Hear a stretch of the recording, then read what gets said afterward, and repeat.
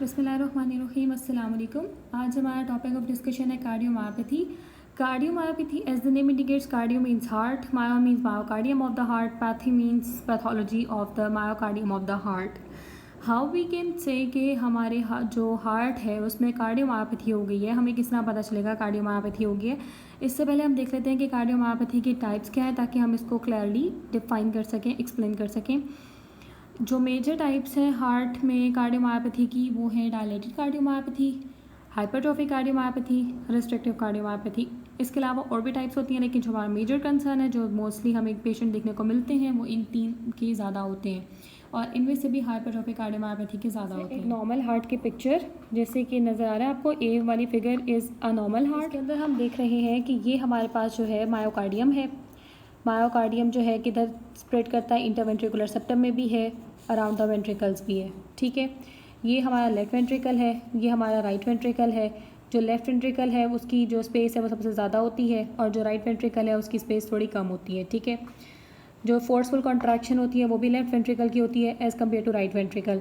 अब हमने यहाँ से बस ये गेन करना है कि जो लेफ्ट वेंट्रिकल है और जो राइट वेंट्रिकल है उसको सराउंड करिए मायोकार्डियम, और मायोकार्डियम और कहाँ मौजूद है, इंटरवेंट्रिकुलर सेप्टम में। अब हमने पहली टाइप कौन सी पढ़ी है, डायलेटेड कार्डियोमायोपैथी। इसके लिए हम एक और पिक्चर देखते हैं, picture E which represent dilated cardiomyopathy. मैंने आपको अभी ऊपर एक पे और पहली पिक्चर में दिखाया था कि हमारे पास मायोकार्डियम जो था वो कहाँ कहाँ सराउंड कर रहा था, इंटरवेंट्रिकुलर सेप्टम को सराउंड कर रहा था, वेंट्रिकल्स को बाहर से सराउंड कर रहा था। ठीक है, अब यहाँ पे हमारे पास जो मायोकार्डियम की थिकनेस है वो बिल्कुल रिड्यूस्ड है। ठीक है, इसका मतलब क्या है कि वेंट्रिकल जो है वो डायलेट कर गए हैं। ठीक है, वेंट्रिकल जो है डायलेट कर गया। मस्कुलर वॉल नॉर्मल है, लेकिन जो ब्लड है वेंट्रिकल्स के अंदर वो इतना ज़्यादा है, या वेंट्रिकल्स इतने डायलेट कर गए हैं कि उन्होंने मायोकार्डियम को पुश कर दिया टुवर्ड्स द पेरिफेरी। ठीक है, जो मायोकार्डियम की थिकनेस है वो बहुत ज़्यादा रिड्यूस्ड हो गई है, और जो वेंट्रिकल्स हैं वो डायलेटेड हो गए। ये सारा स्ट्रक्चर हमारे पास रिप्रेजेंट कर रहा है डायलेटेड कार्डियोमायोपैथी। ठीक है, इसके कॉन्ट्रास्ट में हम मूव करते हैं towards this figure which represents a hypertrophic, जो है ना हमारे पास मायोकार्डियम की लेयर है। हाइपरट्रोफिक का मतलब क्या है कि यहाँ पे जो हमारे पास मसल मास है वो बहुत ज़्यादा है। ठीक है, इंटरवेंट्रिकुलर सेप्टम में भी मसल मास बहुत ज़्यादा हो गया है, और जो ये आप देख रहे हैं सारा का सारा जितना रेडिश एरिया ये वाला, ये सारा का सारा मायोकार्डियम जो है ना हमारा वो इंक्रीज़ हो गया between interventricular, that is interventricular septum में भी बहुत ज़्यादा हो गई है मायोकार्डियम, और जो है ये वेंट्रिकल के अराउंड में ज़्यादा हो गई है। बेसिकली क्या हुआ है कि इसके अंदर हाइपरट्रोफी हो गई है। हाइपरट्रोफी की वजह से जो मसल्स हैं वो अपना साइज़ इंक्रीज़ कर चुके हैं। जब इंक्रीज साइज होगा they will push pressure over the ventricle, ventricle की फिलिंग में भी इफेक्ट करेंगे, वेंट्रिकल की इजेक्शन फ्रैक्शन में भी इफेक्ट करेंगे। तो अब हमने यहाँ से ये देखा है कि ये वाली पिक्चर रिप्रेजेंट करी डायलेटेड कार्डियोमायोपैथी। इसके अंदर कोई मसल मास नहीं है, इसके अंदर मसल मास ज़्यादा है। It is representing hypertrophic cardiomyopathy. I think so in picture से आपका थोड़ा सा कंसेप्ट जो है ना वो क्लियर करने लगे हैं, वो है हाइपरट्रोफिक कार्डियोमायोपैथी। हाइपरट्रोफिक कार्डियोमायोपैथी का जो मेन पॉइंट हमारे पास वो ये है कि ये most common form of cardiomyopathy होती है जो मोस्टली पेशेंट्स में पाई जाती है। कौन करते हैं टुवर्ड्स दिस डेफिनेशन कि हाइपरट्रोफिक कार्डियोमायोपैथी का मतलब क्या है। ये basically inappropriate and elaborate left ventricular hypertrophy है with malalignment of the myocardial fibres and myocardial fibrosis. ठीक है, जब एक नॉर्मल रूटीन से ज़्यादा मायोकार्डियम जो है वो एक्सपैंड कर जाएगी, हाइपरट्रोफी हो जाएगी, तो एट दी एंड हाइपोक्सिया की वजह से वहाँ पे इन्फ्लेमेटरी रिएक्शंस होंगे और वो फाइब्रोसिस की तरफ चली जाएगी। ठीक है, पिक्चर में इसके आपको दोबारा से दिखा देती हूँ। इसमें नजर आ रहा है कि inappropriate and elaborate left ventricular hypertrophy है with malalignment of myocardial fibres and myocardial fibrosis है। ठीक है, ये डेफिनेशन इसके ऊपर पूरी उतरती है। उसके बाद हम ये बता देते हैं कि ये जो हमारे पास हाइपरट्रोफी हुई हुई है ना, ये जनरलाइज भी हो सकती है और confine largely to a single part of the ventricle भी हो सकती है। ठीक है, जनरलाइज का मतलब ये कि पूरे की पूरी इंटरवेंट्रिकुलर सेप्टम को भी ऑक्यूपाई करी है। ठीक है, और पूरे के पूरे लेफ्ट वेंट्रिकल को भी ऑक्यूपाई करी है। और कन्फाइन का मतलब हो सकता है या तो ये सिर्फ इंटरवेंट्रिकुलर सेप्टम में है, या फिर ये सिर्फ लेफ्ट वेंट्रिकुलर के अराउंड जो है ना वो सराउंड करी है। ठीक है, इसके अलावा हम ये कहेंगे जो एपिकल हाइपरट्रोफिक कार्डियोमायोपैथी है ना, वो हमारे पास जो है वो मेजरली इफेक्ट करती होती है हार्ट को। Towards the pathogenesis of hypertrophic cardiomyopathy, ये जो है ना एक जेनेटिक डिसऑर्डर होता है, ऑटोसोमल डोमिनेंट ट्रांसमिशन होती है इसकी। ठीक है, इसमें होता है कि सिंगल जीन म्यूटेशन होती है किसके अंदर, जैसे हमने कहा हाइपरट्रोफी यानी कि मसल के अंदर हो रहा है, किसी ना किसी मसल के स्ट्रक्चर के अंदर, तो वो सार्कोमेरिक कंट्रक्टाइल जो प्रोटीन होता है मायोकार्डियम का, उसके अंदर हमारे पास सिंगल जीन म्यूटेशन हो रही होती है। ठीक है, अब म्यूटेशन कौन कौन सी होती है, म्यूटेशन हमारे पास तीन तरह की होती है। पहली म्यूटेशन ये होती है कि जो बीटा मायोसिन हैवी चेन है उसमें म्यूटेशन हो जाती है। ट्रोपोनिन म्यूटेशन हो जाती है। हमें पता है कि जो मसल है ट्रोपोनिन कैल्शियम के साथ बाइंड करके एक्टिव साइट को एक्सपोज करता है ताकि मायोसिन और जो एक्टिन है वो एक दूसरे के साथ बाइंड करके कॉन्ट्रैक्शन करा दें। तो जब जाहिर सी बात है ट्रोपोनिन नहीं होगा, कॉन्ट्रैक्शन नहीं होगी, myosin binding protein C mutation हो सकती है। जब मायोसिन नहीं होगा तो बाइंडिंग होगी ही नहीं। इसके अलावा जो है ना हमारे पास ये 3 बातें जो है ना म्यूटेशन में हो गई। नंबर 1 कौन सी है? Beta myosin heavy chain mutation, troponin mutation. Number 3 is myosin binding protein C mutation. ठीक है, अब हम मूव करते हैं टुवर्ड्स द सेप्टल हाइपरट्रोफी। ठीक है, जब सेप्टल हाइपरट्रोफी होती है तो हमारे पास क्या होता है? जब सेप्टल हाइपरट्रोफी होती है तो लेफ्ट वेंट्रिकल का जो साइज़ है वो डिक्रीज़ हो जाता है। हमें मालूम है कि लेफ्ट वेंट्रिकल की जो सेप्टम है उसके ऊपर से एओर्टा निकलता है। जब जब इंटरवेंट्रिकुलर सेप्टम की हाइपरट्रोफी होगी, एओर्टा जो है आउटफ्लो ट्रैक की ऑब्स्ट्रक्शन हो जाएगी, ब्लड लेफ्ट वेंट्रिकल में स्टैग्नेट करना शुरू हो जाएगा। जब ब्लड लेफ्ट वेंट्रिकल में स्टैग्नेट करेगा that will result in mitral regurgitation.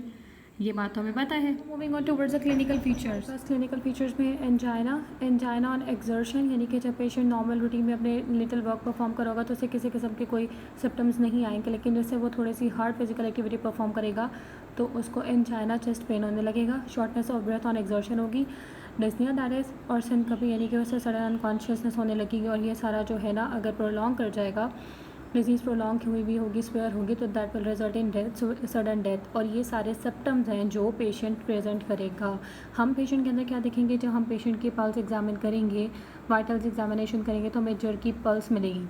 Left ventricle इतना ज़्यादा हाइपरट्रोफीड होगा कि वो हमें पैल्पेशन पे फील होगा। ठीक है, double impulse at the apex का मतलब ये है कि चूँकि पेरिकार्डियम स्टोनी हार्ड हो गया तो उसके साथ टकराने के बाद हमें एक एक्स्ट्रा जो है ना वो इम्पल्स डिस्कस करने लगी हैं कि जड़ की पल्स क्यों आती है। मैंने बताया कि जैसे वेंट्रिकुलर वॉल की हाइपरट्रोफी हो जाएगी तो जब वेंट्रिकुलर वॉल की अलॉन्ग विद इंटरवेंट्रिकुलर सेप्टम की हाइपरट्रोफी होगी तो जो वेंट्रिकल का आउटफ्लो ट्रैक है वो ऑब्स्ट्रक्ट हो जाएगा। ठीक है, जब वो ऑब्स्ट्रक्ट होगा एकदम जो है एओर्टिक वाल्व्स ओपन तो होंगे लेकिन जो है ब्लड फ्लो नहीं होगा क्योंकि ऑब्स्ट्रक्शन हो रही है, तो हमारे पास एक झरकी सी पल्स आएगी। ठीक है, कि एकदम जो है साउंड को इंक्रीज़ होना था लेकिन वो अब इंक्रीज़ नहीं होती। पैल्पेबल लेफ्ट वेंट्रिकुलर हाइपरट्रोफी ये है कि लेफ्ट वेंट्रिकुलर वॉल इतनी ज़्यादा हाइपरट्रोफीड है, इतनी ज़्यादा बढ़ चुकी है कि अब जब हम उसके चेस्ट को एग्जामिन करेंगे, पेशेंट की चेस्ट को, तो हमें पैल्पेबल हाइपरट्रोफी मिलेगी। Double impulse at the apex का मतलब ये है कि इससे हम ये मायने लेते होते हैं कि जैसे एक एम्प्टी रूम होता है ना जो बिल्कुल न्यूली कंस्ट्रक्ट होता है, तो वहाँ पे अगर बोला जाए तो रेजोनेंस प्रोड्यूस होता है। तो double impulse at the apex की भी लॉजिक यही है कि जब वेंट्रिकल की वॉल्स थिक हैं, वेंट्रिकल हाइपरट्रोफीड हुआ हुआ है और एक तरह से उसकी जो स्पेस है वो इंक्रीज़ हुई हुई है, स्टिप हुआ हुआ है, तो जब उसके ऊपर ब्लड जाके स्ट्राइक करेगा तो वहाँ पे रेजोनेंस टाइप एक सिचुएशन से साउंड प्रोड्यूस होगी, इसको हम double impulse at the apex कहते होते हैं। Mid systolic murmur at the base and pan systolic murmur. Pan systolic murmur ये होगा कि जब लेफ्ट वेंट्रिकल हाइपरट्रोफी होगी तो फिर back flow of the blood हो जाएगा towards the left atrium. Left atrium की तरफ जब backward flow of the blood होगा, it is obvious that is through the mitral valve, तो माइट्रल वाल्व की रिगर्जिटेशन हो जाएगी।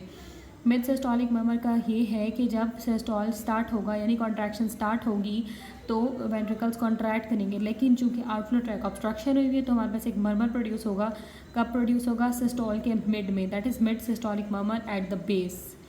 I think so clinical features यहाँ से क्लियर हो गए। टुवर्ड्स द इन्वेस्टिगेशन के हम इस केस में इन्वेस्टिगेशन कौन कौन सी करवाएंगे? जब कभी हमें हार्ट की वॉल्स को देखना है, हमें हार्ट के वाल्व्स को देखना है, हार्ट की नॉर्मल एनाटमी को देखना है, we will just move towards echocardiography, जो कि हमारे पास एक जो है रिप्रेजेंटेशन होती है of the heart walls and valves. तो ये हमारे पास इन्वेस्टिगेशन ऑफ चॉइस होगी इकोकार्डियोग्राफी, जिसमें हमारे पास hypertrophy of the ventricle show होगी, लेफ्ट वेंट्रिकल मेनली। ईसीजी जो है उसमें एबनॉर्मल फाइंडिंग आएंगी। एबनॉर्मल फाइंडिंग्स में हमारे पास लेफ्ट वेंट्रिकल है तो इसका मतलब QRS कॉम्प्लेक्स जो है वो बिज़ेरी होगा। उसके अलावा जो टी वेव है उसकी इन्वर्शन नज़र आएगी। 2 मेन इन्वेस्टिगेशन करा ली, इकोकार्डियोग्राफी करा ली और ECG करवा ली। ECG एबनॉर्मल आएगी, बिज़ारी एबनॉर्मैलिटीज़ होंगी और जो टी वेव है वो इन्वर्टेड होगी। Now moving on towards the management. अब हमने इस केस को आइडेंटिफाई तो कर लिया, डायग्नोज भी कर लिया, अब मैनेज किस तरह करेंगे? अब इसमें हमने पहले लिखा है कि हम बीटा ब्लॉकर्स देंगे। बीटा ब्लॉकर्स हम क्यों दे रहे हैं? हमें मालूम है कि कार्डिक आउटफ्लो ट्रैक ऑब्स्ट्रक्शन की वजह से डिक्रीज्ड है। जब कार्डिक आउटफ्लो ट्रैक जो कार्डिक आउटपुट है वो डिक्रीज्ड है तो हमारी बॉडी में सिम्पैथेटिक नर्वस सिस्टम एक्टिवेट हो जाएगा। सिम्पैथेटिक नर्वस सिस्टम में एक्टिवेट होने की वजह से वो पुश आउट करेगा हार्ट वॉल्स के ऊपर कि वो अपना कॉन्ट्रैक्शन इंक्रीज़ करें।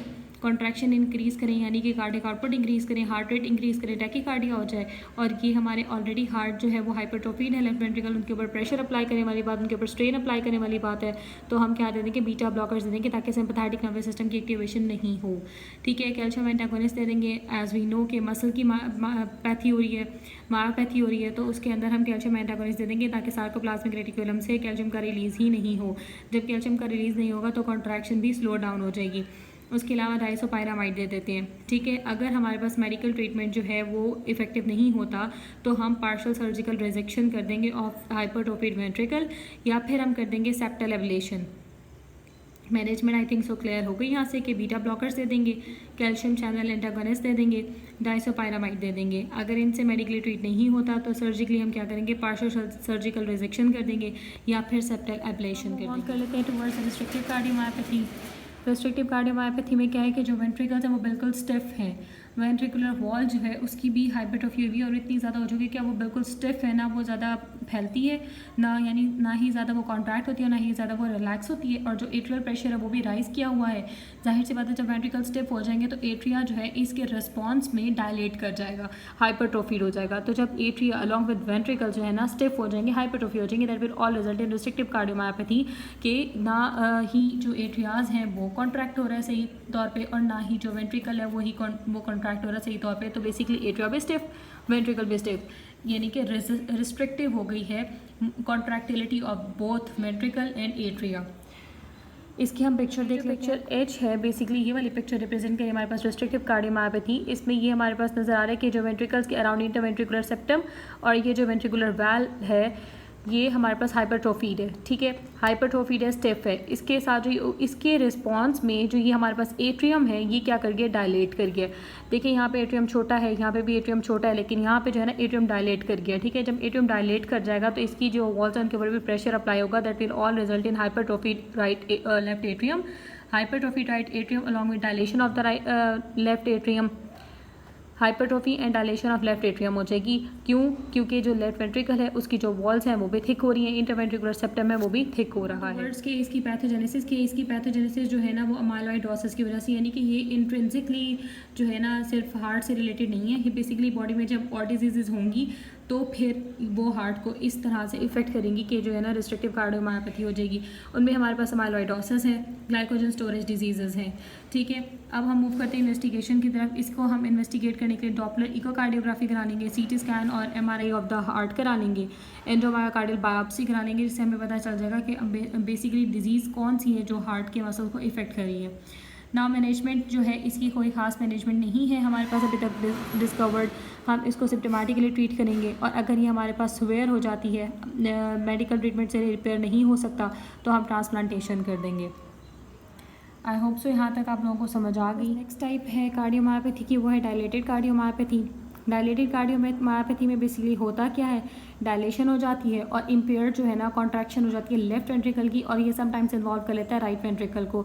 अब इसको हम जो है क्लियरली अंडरस्टैंड करने के लिए एक पिक्चर देख लेते हैं। आपको थोड़ी देर पहले भी दिखाई थी। ठीक है, इसके अंदर बेसिकली नज़र ये आ रहा है कि जो हमारे पास ये लेफ्ट वेंट्रिकुलर मास है ना ये बेसिकली इंक्रीज़ हो गया है। ठीक है, लेफ्ट वेंट्रिकुलर मास इंक्रीज़ हुआ, लेकिन जो लेफ्ट वेंट्रिकुलर वॉल थिकनेस है ना वो नॉर्मल है या फिर कम हो गई है, यहाँ पे हमें कम नज़र आ रही है। क्या हुआ है, जो लेफ्ट वेंट्रिकुलर मास है वो इंक्रीज़ हो गया है, लेकिन जो लेफ्ट वेंट्रिकुलर की वॉल थिकनेस है वो हमारे पास नॉर्मल रह रही है। ठीक है, अच्छा, अब ये जब हमारे पास लेफ्ट वेंट्रिकुलर मास इंक्रीज़ होगा तो हमारे पास क्या होगा, dilation of the valve ring हो जाएगा।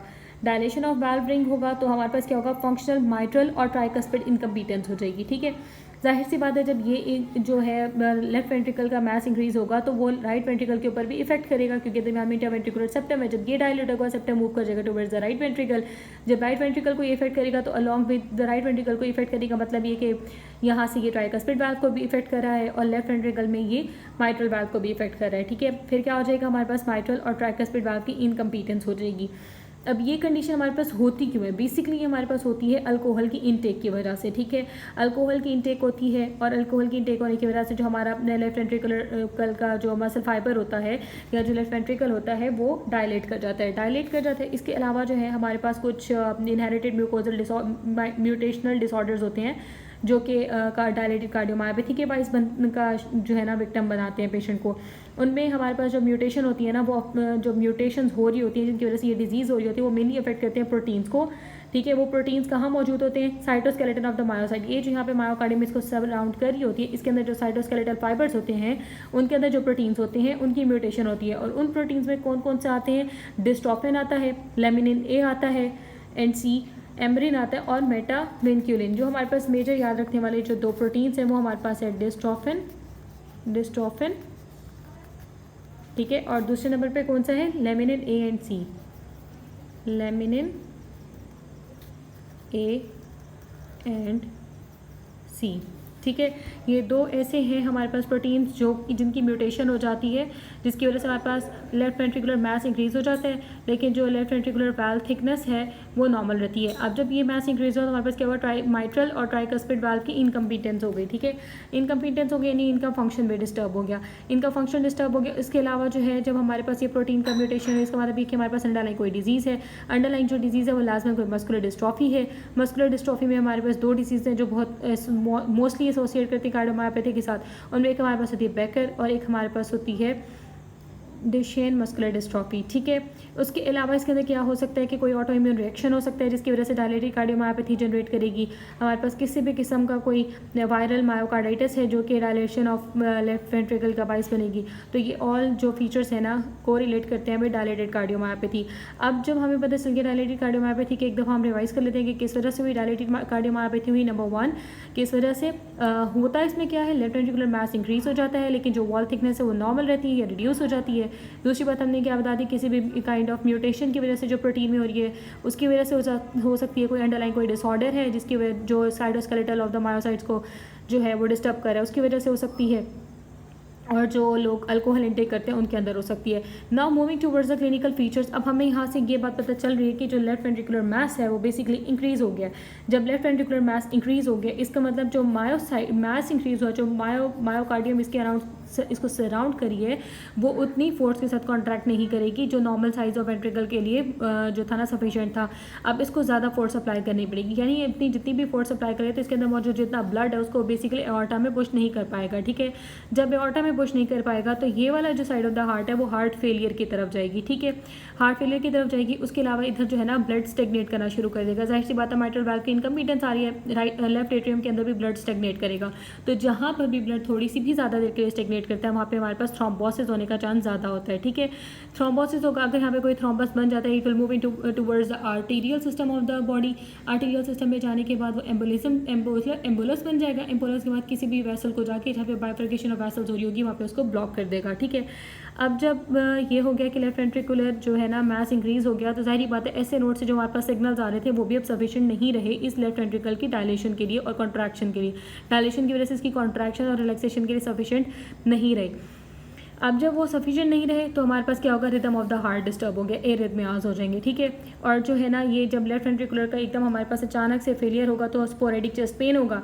चेस्ट पेन के अलावा जो है जो पेशेंट है वो सडन डेथ की तरफ चला जाएगा। अब हम मूव ऑन करते हैं टुवर्ड्स द क्लिनिकल फीचर्स जो मैंने लिखे हुए हैं। हमने देख ली इसके क्लिनिकल फीचर्स में हमारे पास हो क्या रहा है, एरिथमियाज हो रही है। एरिथमियाज की हमने जो रीज़न है वो बता दी कि क्यों हो रही है, क्योंकि डायलेशन ऑफ लेफ्ट वेंट्रिकल हो गया। जब डायलेशन हो गया तो जो ऐसे नोड से आने वाले सिग्नल्स हैं वो इतने स्ट्रॉन्ग इनफ नहीं है कि वो इतने बड़े डायलेटेड जो है ना वेंट्रिकल को कॉन्ट्रैक्ट करा सकें। ठीक है, जब वो उसको कॉन्ट्रैक्ट नहीं करा सकेंगे तो हमारे पास क्या होगा, बेसिकली जब हमारे पास लेफ्ट वेंट्रिकल कॉन्ट्रैक्ट नहीं करेगा तो rhythm of the heart disturb हो जाएगा। उसके अलावा जो लेफ्ट वेंट्रिकल है उसके साइज़ की इंक्रीज़ होने की वजह से वहाँ पे जो ब्लड है वो स्टेगनेट करना शुरू हो रहा है तो वहाँ पे थ्रोम्बस बनने के चांसेस ज़्यादा हैं। और थ्रोम्बस जब वहाँ से मूव ऑन कर जाएगा towards arterial system of the body तो वो एम्बोलस की फॉर्म इख्तियार कर लेगा। और जो एम्बोलस है वो बाइफर्केशन ऑफ द आर्टरीज पर जाके ब्लॉकेज ऑफ द आर्टरीज की का जो है ना रीज़न बनेगी। इसके अलावा पेशेंट में जब जाहिर बात है वेसल ब्लॉक होगी तो इस्कीमिया होगा। इस्कीमिया जो है वो रिजल्ट करेंगे इन द चेस्ट पेन और इन पेशेंट्स के अंदर हमारे पास सडन डेथ होने के भी चांसेस होते हैं। आई थिंक आपको सारे इसके क्लिनिकल फीचर समझ आ गए हैं। Now moving on towards investigations. अब इनमें इन्वेस्टिगेशंस कौन से करवाएंगे? बताया कि हार्ट के अगर हमें किसी भी स्ट्रक्चर को देखना है तो हम सबसे पहले इकोकार्डियोग्राफी करवाते हैं। एबनॉर्मेलिटी के बारे में अगर डिटेक्ट करना होगा तो हम ईसीजी करवाएंगे। अगर किसी स्ट्रक्चर ऑफ द हार्ट के बारे में हमें इन्फॉर्मेशन गैदर करनी है तो हम इकोकार्डियोग्राफी कराएंगे, कार्डिक एमआरआई करा देंगे और ईसीजी करवा देंगे।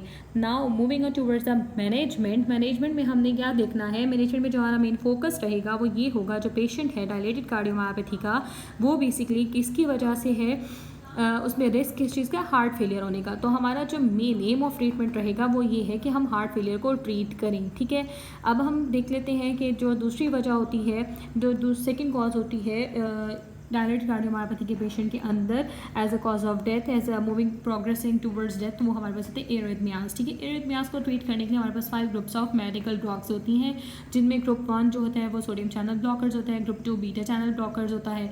तो हम इन्हीं को ही इस्तेमाल करते हैं। ठीक है, इसके अलावा जो हमारे पास हैं sodium channel blockers, beta blockers, calcium channel blockers आते हैं। उसके अलावा हमारे पास ऐसी ड्रग्स होती हैं जो एक्शन पोटेंशियल को डिले कर देती हैं।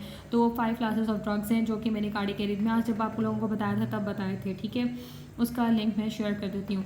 इसके अलावा हम एंजियोटेंसिन कन्वर्टिंग एंजाइम इनहिबिटर्स इस्तेमाल करते हैं। जो ये ऑल जो फैक्टर्स हैं कंट्रीब्यूट करते हैं towards controlling the arrhythmia generated in the left ventricle or the heart and prevent the sudden death of the patient from arrhythmias. All these medical therapies. I think so कि आप लोगों को cardiomyopathies और उनकी types जो हैं वो अच्छी तरह क्लियर हो गई हैं। इंशाल्लाह आई थिंक सो कि आपको मेरी वीडियो अच्छी लगी होगी, और अगर लगी तो प्लीज़ इसको सब्सक्राइब भी कर दें और शेयर भी कर दें। जज़ाकल्लाह। अल्लाह हाफ़िज़।